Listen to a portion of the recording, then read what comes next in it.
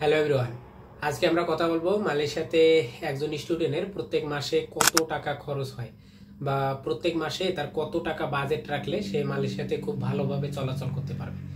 So living কস্টের first যে জিনিসটা আসে সেটা হচ্ছে রুম রেন্ট। কারণ আপনার সব থেকে বড় যে কস্টটা হবে সেটা হচ্ছে আপনার রুম রেন্টের উপরেই যাবে। সো রুম রেন্টটা ডিপেন্ড করে হচ্ছে অনেকগুলো বিষয়ের উপর, যে আপনি কোন এলাকাতে থাকছেন এটা হচ্ছে সব থেকে বেশি ম্যাটার করে। আপনি যদি মেইন শহরে থাকেন, ধরেন মালয়েশিয়ার রাজধানী যেটা কুয়ালালামপুরে থাকেন, তাহলে হচ্ছে আপনার রুম রেন্ট অবশ্যই বেশি হবে। আর যদি আপনি গ্রামের দিকে থাকেন তাহলে হচ্ছে আপনার রুম রেন্ট অনেকটা কম হবে।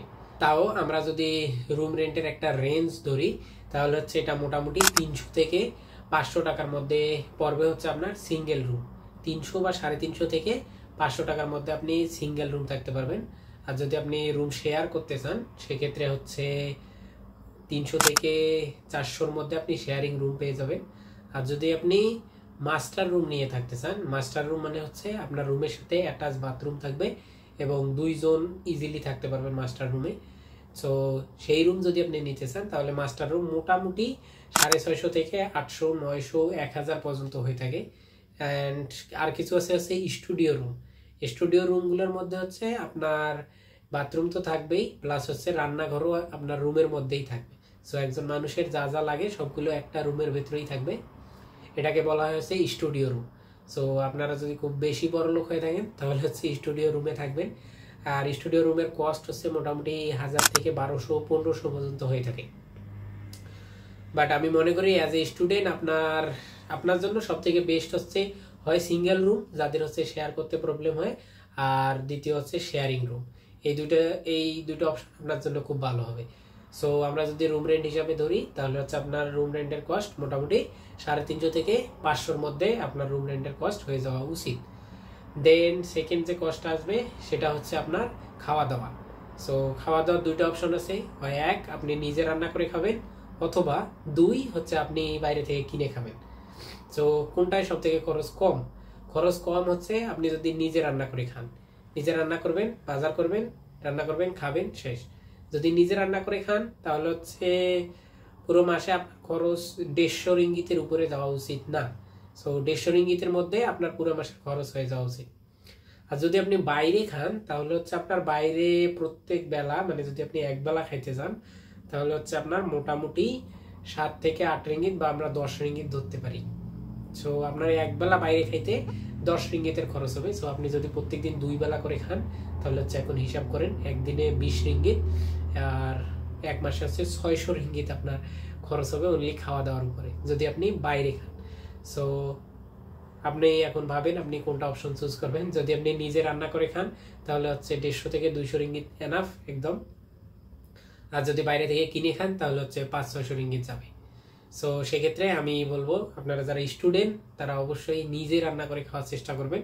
বা আর একটা অপশন আপনারা বেছে নিতে পারেন, সেটা হচ্ছে বাইরে থেকে হচ্ছে তরকারি নিয়ে এসে 2-1 দিন, বা যদি রান্না করতে ভালো না লাগে তাহলে হচ্ছে বাইরে থেকে 2-1 দিন বা সপ্তাহে 2-1 দিন বাইরে থেকে তরকারি নিয়ে আসলেন আর ভাত নিজে রান্না করে খাইলেন।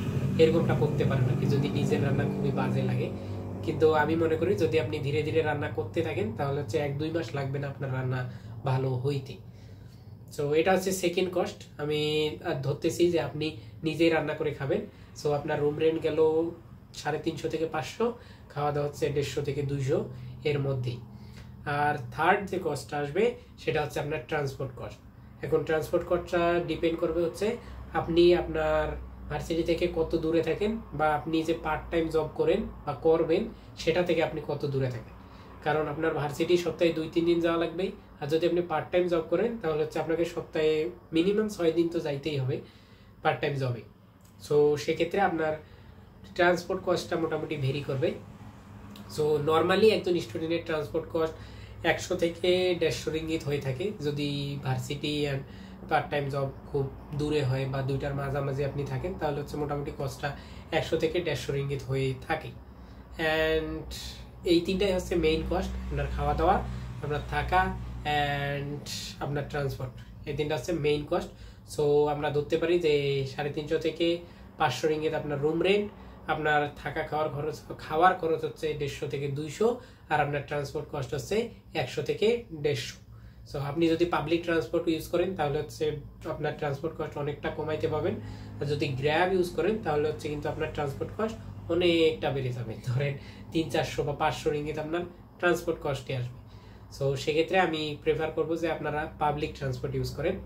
সো এই ছিল লিভিং কস্ট, মোটামুটি 700-800 বা 1000 রিঙ্গিতের নিচে। 800 রিঙ্গিত মোটামুটি একটা ভালো মানের মানে থাকা খাওয়া ম্যানেজ করা যায় 800 রিঙ্গিতের ভিতরে। কিন্তু আপনার যদি আর একটু বেশি লাগে, আমি বলবো না যে 1000 রিঙ্গিত খরচ করেন, 1000 রিঙ্গিতের মধ্যে যদি আপনার সবকিছু হয়ে যায় তাহলে হচ্ছে আপনি মোটামুটি ভালো পজিশনে আছেন। আর এটা আপনার বাজেট রাখা উচিত, 800 থেকে 1000 রিঙ্গিত আপনার ফুল মাসের বাজেট থাকা উচিত। সো দ্যাটস ইট, এটাই ছিল আজকের video. So stay tune for next video. Thank you.